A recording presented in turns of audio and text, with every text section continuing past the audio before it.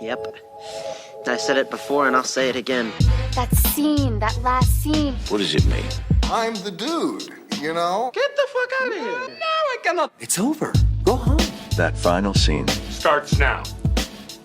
Hi everyone, Sophie here. Hope you're doing well and have been watching as many films as I have in the last few days. I am recording this a couple of days after the wrap of the London edition of Sundance Film Festival, which took place at Picturehouse Cinemas. I am feeling a bit exhausted, but it's not due to lack of energy, just that I watched 8 films and 7 shorts in 4 days, so I feel like I have an overwhelming amount of emotional information in my head that I'm just trying to process this week. Anyway, for this reason, I thought it would actually be better to talk through what I saw at the festival so I can give you a better overview of what its film is about, and most importantly, give you a heads up about some films that are worth watching later this year.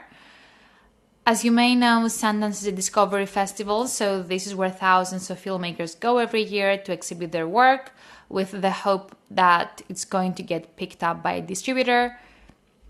In fact, a programmer from Sundance told us that every year they receive over 10,000 shorts and they only have 9 programmers to go through them all. So to say that competition is high would be an understatement. Anyway, here are the films that I saw at Sundance Film Festival. They are an interesting mix, so hopefully there is at least one film for you in there. Feel free to grab a pen and paper or jot this down on your phone, but know that this will also be included in the episode show notes with all the info that you need. Great, so starting off with a horror title, Resurrection. This one I was really excited about. The movie's about a woman named Margaret, played by my favorite Rebecca Hall, who is living an overly, I would say, disciplined but also comfortable life as a single working mom. But things take a sudden turn when a man from her past makes an unexpected return. As she tries to deal with the memories of her youth and what happened, those closest to her, including her daughter and a guy who's kind of her friend but also her fuck buddy, try to help her get her life back under control while she's spiraling at the same time. This psychodrama, directed by Andrew Zimmons, joins the ranks of other recent horror titles such as Knocking, Censor, and The Night House from 2020, which also starred Hall. There was a lot to like in Resurrection. I love how it portrayed an underlying, grabby, disturbing reality without it being on your face. In your face? On your face? I'm not sure what's the right way to say this. You can almost tell it leaves its stains on Hall's character. Both Rebecca Hall and Tim Roth, who plays the man from her past, are electrifyingly good as a couple inextricably bound together in prolonged mutual suffering. We see them torment each other, well, mostly Roth's character does, in ways that are both physical and psychological, but I like that it doesn't limit itself as just a genre film.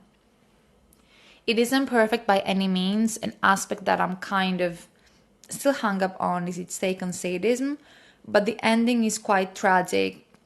It's also quite triumphant. It's hard to describe without giving any spoilers away, but I do think it's worth seeing.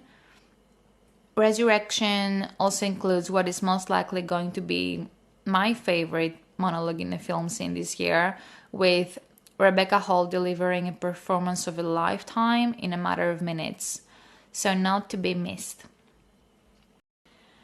Now, I wanted to cover the horror films first at Sundance, as the festival is putting more and more emphasis on this genre. So the next horror film that I saw is called Water, which was recently acquired by IFC Films. The one thing that was obvious from the get-go is that director Chloe Okuno channels the likes of Alfred Hitchcock for her throwback style feature debut. Water got my attention because it preys on the heightened vulnerability of an isolated woman struggling to adapt to a new country, creating a dark and atmospheric thriller that tackles voyeuristic paranoia. And the story is about our American protagonist, Julia, played by Maika Monroe, whom you may have seen in It Follows, who uproots her life to move with her half-Romanian husband to Bucharest for his high-pressure marketing job. His demanding work hours leave Julia almost entirely on her own to adjust to a new country and culture, and it's made even harder by the language barrier. If you've ever been alone in a country, you know how long the days may feel and the nights may feel even longer.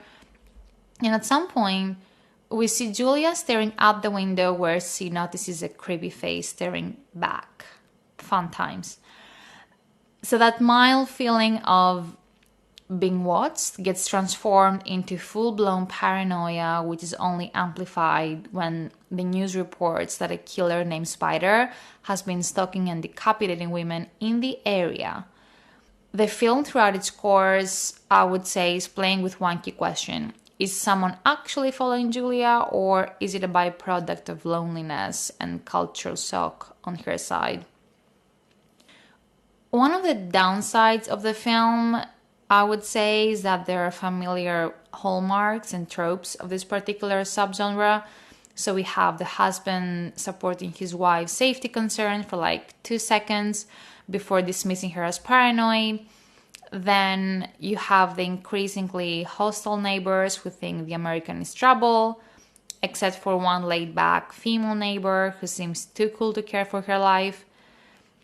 That said, as Watcher dives into darker, more sinister territory, we find that Julia's battle isn't to determine why her stalker is following her, but to convince those around her to believe what's going on.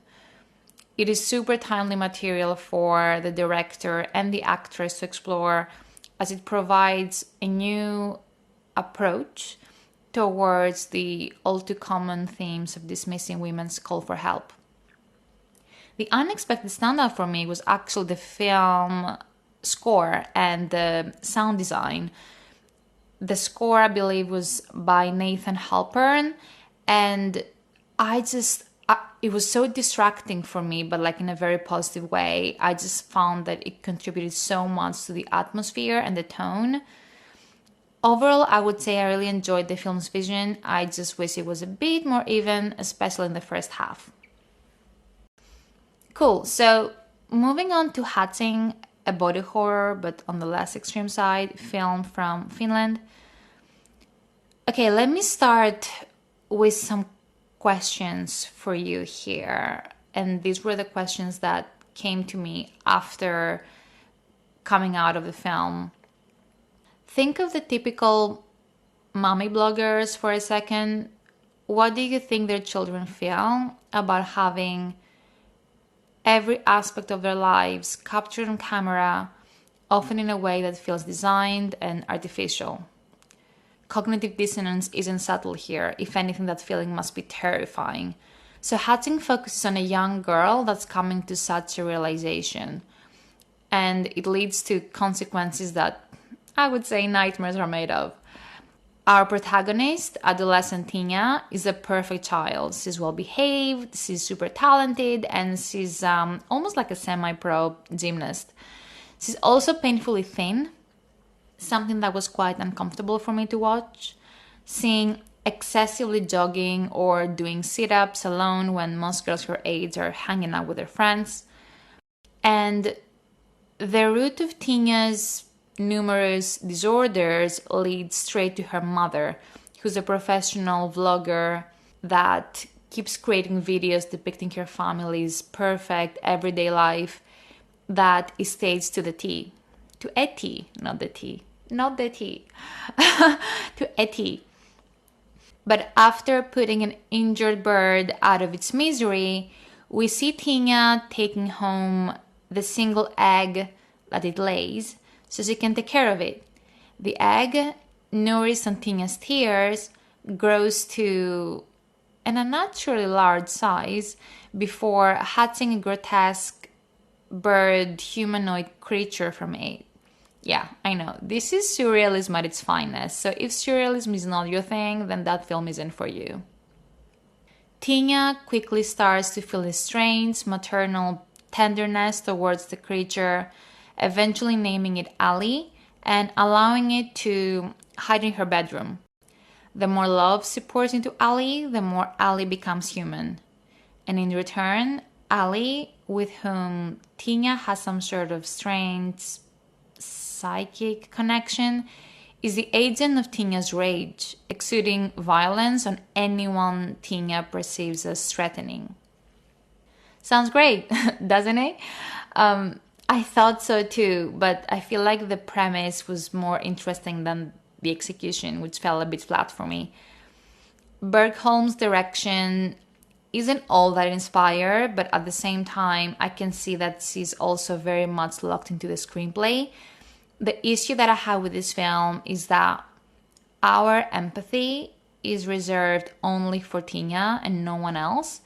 Her father and brother are merely useless in the story, and her mother is just so loathsome that is beyond belief. There is nothing remotely ambiguous or realistic about the supporting characters or their motivations. So I'm not sure if the film was entirely for me, but I don't regret watching it. I was terribly moved by the young actress who played Tinja, and I believed it's the kind of unforced, devastating performance that will strike a chord with a lot of people. Okay, so to change the mood a bit, let's move on to the couple of documentaries that I saw at the festival. The first one is a new HBO documentary called The Princess, and yes, it's a documentary about Princess Diana. The doc is produced by Lightbox. Their films include Man on Wire and Searching for Sugar Man, two documentaries that I absolutely love. And I have to be honest, at first I was quite apprehensive to the idea of another diet documentary, like what else needs to be told about that story, but I did trust the team behind it. Director Ed Perkins took a different approach than other documentaries, exploring video archives exclusively and assembling clips of found footage. So while he keeps a familiar story arc comprehensively condensed, for those who have not witnessed the events unfolding in real time, like myself, he and the film's editors tried to thread out two leading messages. The first one, the morbid curiosity targeted at celebrity, see the Depp and her trial, and an outlier's will to push through the obstacles with as much grace as possible. See the comeback of Britney Spears and the Free Britney movement. More than anything, Perkins' gaze tries to capture Diana's myth through her media legacy and how it was exploited and constructed by intrusive lenses. So if you're into that kind of meta-textual social commentary, that's kind of my vibe, this documentary is for you. Ultimately, I would say The Princess is much less of a Diana biography and much more of a self-reflection on current times. Our unhealthy obsession with celebrity, our infatuation with seeing people, and especially women, collapse in front of us while making a spectacle out of the tragedies, and of course, how these parasocial relationships we create with these figures take shape and form in magazines and, these days, TikTok and YouTube. I know the doc will be out in cinemas from Thursday, 30th of June, including a special one-night only event across the UK and Ireland. Now, the other documentary I watched was The Lovely We Met in Virtual Reality. Do you guys know VR Chat? Apparently, it is an online virtual reality platform where you can show up as an avatar and you can meet other people and do anything to self-express. Director Joe Hunting follows several couples who met in VR during the pandemic in this app. So you have Dust Bunny and Toaster and Dragonheart and Is Your Boy. Like their names are as fancy and colorful as their forms. So adapting his camera work to VR chat and in essence creating a new filmmaking language, Hunting reveals a caring and self-sustained alternative reality, one that aims to welcome, connect, and support everyone within its community. What's groundbreaking about this documentary is that it sets new standards for what movies can look like. Indeed, I found that We Met in Virtual Reality obviously was shot entirely in the VR chat app, and the contrast between the artificiality of the colorful science fiction landscapes and the loneliness actually felt by the voices behind the surreal avatars is moving, striking, and liberating all at once. I don't know, I suddenly found myself in a parallel world where you can choose your own gender and identity, and while it's shot in a virtual reality universe, it is edited and narrated as a film. We have one of the primary characters that is called Jenny. She's an American Sign Language teacher who runs VR chats helping hands community to aid hearing, deaf, and hard of hearing people learn ASL in an inclusive environment. And it was so fascinating. Jenny, who appears in this world with equally pink hair and t-shirt, has a nurturing wholeness in her that makes her a natural teacher. She herself deals with an auditory processing disorder as well as mental health issues, but she clearly finds purpose in running her VR ASL sessions throughout the week. This film serves as proof of both VR's potential to bring people closer and the possibilities it extends to future filmmakers. We Met in Virtual Reality is a true fascinating piece of work. I am not sure the documentary has been picked up by any distributors yet. I wasn't able to find anything online, but I can see that it's still doing the rounds in film festivals, so I'm hopeful it will find a home soon. Alright, 2 more film suggestions for you. Here's a great comedy satire, Honk for Jesus, Save Your Soul. If this isn't the best title for a film, I don't know what is. So, the film is based on a true story, but fortunately it doesn't feel like another boring biopic. The movie picks up from the aftermath of a huge mega church scandal.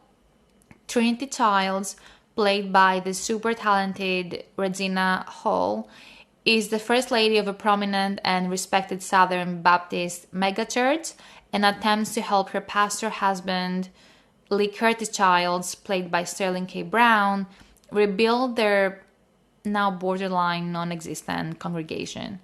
And to do that, they try to reconcile their faith with their own demons in order to make the biggest comeback that commodified religion has ever seen. In a Q&A after the film, I heard that the writer/director Adama Ebo, who collaborated with her sister and producer Adain Ebo, grew up attending these kinds of churches in Atlanta, Georgia. So she not only has an eye for the absurdity of the culture, but a sense for how the community relies on these churches to help define their own identity. The film is half shot in a faux documentary style, so think The Office or Modern Family, as the 2 lead characters invite an actual documentary filmmaker to tell their story, to try and resurrect their brand and loyalty within the church. I think you can guess how that goes. It's an interesting choice that lends itself well to capturing the duality between public and personal lives. And then you have Brown's character and performance. There are great examples of how that works really, really well, often breaking in front of the camera and showing genuine emotion. I know we're used to kind of seeing Brown in dramatic roles, but for those of you who remember his role in Brooklyn Nine-Nine, oh my god, that man has incredible comedic chops, and they show in this film.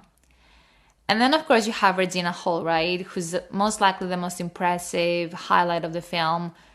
Her performance was easily my favorite one out of the entire festival. She's pulling the strings of Trinity wonderfully, and her performance is a juggling act thanks to the film's dual forms of presentation. And Trinity and Lee Curtis, we see them self-destruct in slow motion in front of us. It's beautiful.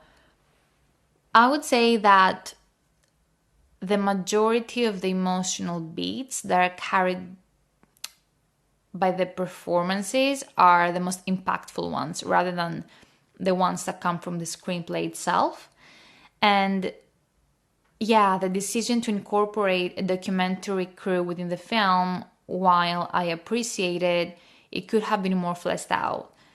That said, the ambition and energy in this debut are undeniable.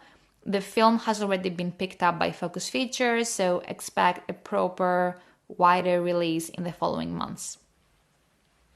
Sweet. Now, the last film I wanted to talk to you about is A24's Bodies, Bodies, Bodies. This was the surprise film of the festival in London, and I'm so glad that it was an actually surprising pick because it didn't even premiere in Sundance back in January, so it did feel like an exclusive treat for London audiences.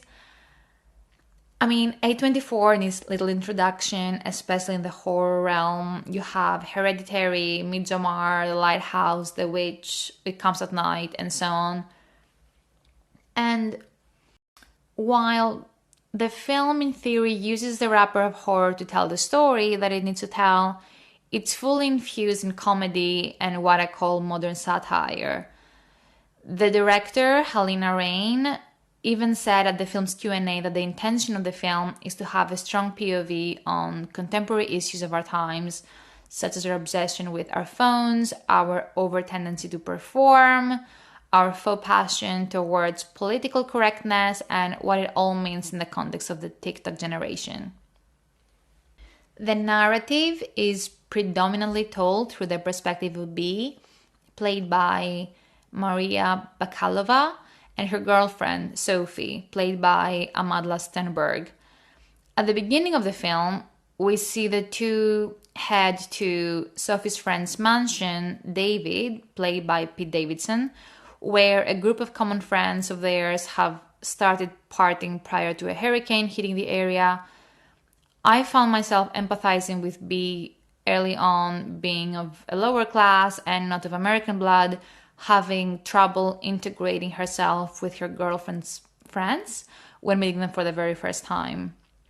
And I mean, who can blame her? I mean, the vibe between everyone is tense due to various factors that I'm not gonna go into, and there are lots of things that go down between them, and all of that happens just before the very first murder takes place, as their original game of bodies, bodies, bodies goes wrong. If Mean Girls were 20-something Gen Zers, they would be this friend group. All the girls are self-indulgent, upper-class, rich kid snobs, from popping pills and doing coke to being obnoxiously self-absorbed. While most of them are insufferable people in their own right, the actors, to their credit, do an incredible job making them so funny to watch.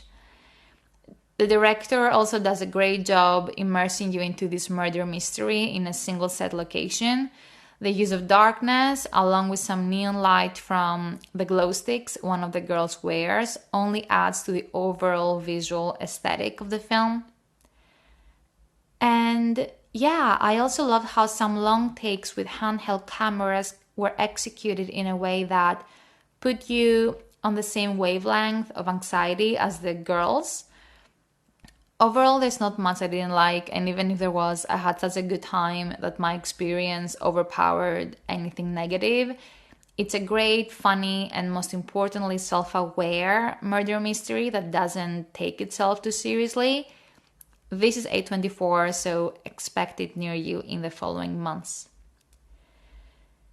Whew, yeah, made it. These are the recommendations that I got for you from Sundance London. A good mix of horror, documentaries, and comedy. I hope this has been helpful and has just made your 2022 watch list a bit more interesting. Thank you for listening. Oh, look, a message from our sponsor. Did you like it? Did you like that? Did I like it? I loved it. I had no idea you could milk a cat. I have nipples, Greg. Could you milk me? Good morning! Morning. Good morning. Oh, and in case I don't see you, good afternoon, good evening, and good night.